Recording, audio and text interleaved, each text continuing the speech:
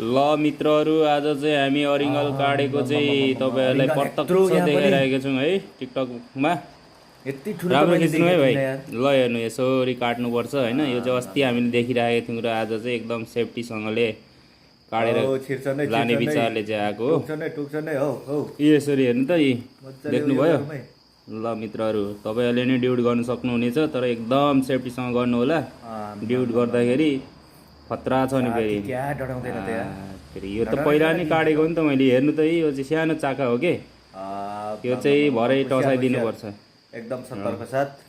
यो चाहिँ होइन त्यो कोदोको तोङ्बासँग चाहिँ फ्राई गरेर खाँदा 4 5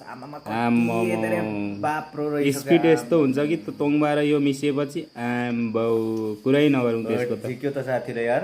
हेर्नु यसको भित्र त्यो बच्चा छ मिठो खालको। ल त गाइजहरु